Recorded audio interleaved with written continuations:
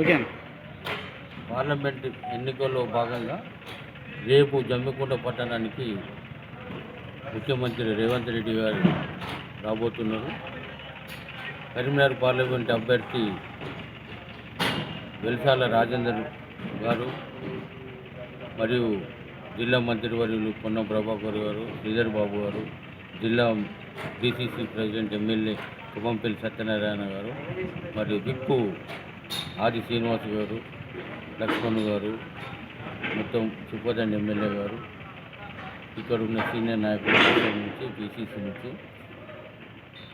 ఎండ ఎంత 45-46 డిగ్రీలు ఉన్నా కూడా ప్రజలు రేవంత్ రెడ్డి గారు ప్రజాపాలన ఏర్పడిన తర్వాత అప్పుడు ఎలక్షన్లో అసెంబ్లీ ఎలక్షన్ సందర్భంగా జమ్మికుంటకు వచ్చిన సందర్భంగా అప్పుడు 6 గ్యారెంటీల దాని మీద వాగ్దానం చేసి మేము ఎప్పుడైతే ముఖ్యమంత్రిగా ప్రమాణ స్వీకారం చేసిన 100 రోజుల్లో ఏదైతే అమలు పరుస్తామని చెప్పాడో దానికి కట్టుబడి ఉండి ముఖ్యమంత్రి అయిన తర్వాత 100 రోజుల్లోనే 6 గ్యారెంటీలను 5 గ్యారెంటీలు అమలు పరుచుకుంటూ రానున్న రోజులు అన్నీ అమలు పరుస్తామనే ధీమతోటి ఉంది. ఇప్పుడు ఈ పార్లమెంట్ ఎలక్షన్లో భాగంగా రేపు జరుగుతున్న యుద్ధం ఎవరెవరికి, ఒక పక్క మత సాందర్శవాదులు దేవుని పేరు మీద రాజకీయాలు చేసి ఈ ప్రాంతంలో ఒక ఇటుక పిల్ల కూడా పెట్టకుండా రాముని పేరు మీద 4 సంవత్సరాల కింద అయోధ్య రాముని పేరు మీద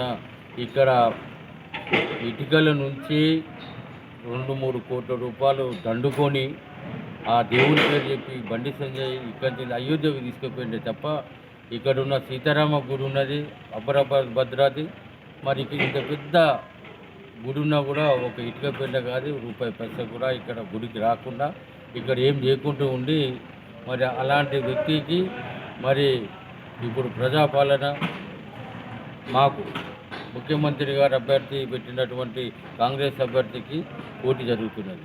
మరి మధ్యలో బీఆర్ఎస్ పార్టీ ఉన్నది. బీఆర్ఎస్ పార్టీ వ్యక్తి వినోద్ రావు గారు తెలంగాణ ప్రభుత్వం వచ్చిన తర్వాత అత్యధికంగా దోపిడీ చేసిన కుటుంబంలో 2వ కుటుంబం బోయినపల్లి కుటుంబం, వినోద్ రావు గారి కుటుంబం.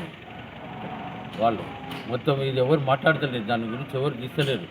మొత్తం ప్రతిమ ఎస్టేట్ మీద, ప్రతిమ కన్స్ట్రక్షన్ పేరు మీద వేల కోట్లాది రూపాయల కాంట్రాక్టులు చేసి కాళేశ్వరంలో బినామీ పేర్ల మీద చేసి 300-400 కోట్ల రూపాయల వర్కులు చేసింది అసలు ప్రతిమ కంపెనీ వాళ్ళే. కానీ బినామీ వేరే నవయుగనో ఇంకో యుగనో ఆ యుగనో పేరు పెట్టి కానీ వెలికి రాకుండా ఏం పచ్చని ఎంత మంచోడు యా యా యా అనుకుంటా ఓట్లాడుకుంటూ ప్రజలను కార్యకర్తలను మభ్యపెట్టుకుంటూ గత 5-6 ఏళ్ళకెళ్ళి ఏం చేయలేదు ఇక్కడ టీఆర్ఎస్ పార్టీలో ఉండికుండా. ఆ వ్యక్తి మరి మా వ్యక్తి 6 అడుగుల పిల్లాడు ఉన్నాడు.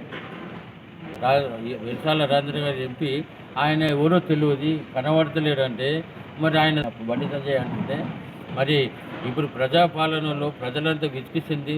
మరి రేవంత్ రెడ్డి గారి పాలనలో ఏదైతే ఆగస్టు వరకు రైతాంగానికి రుణమాఫీ చేస్తాను హామీ దాని మీద తప్పకుండా రుణమాఫీ చేస్తారు.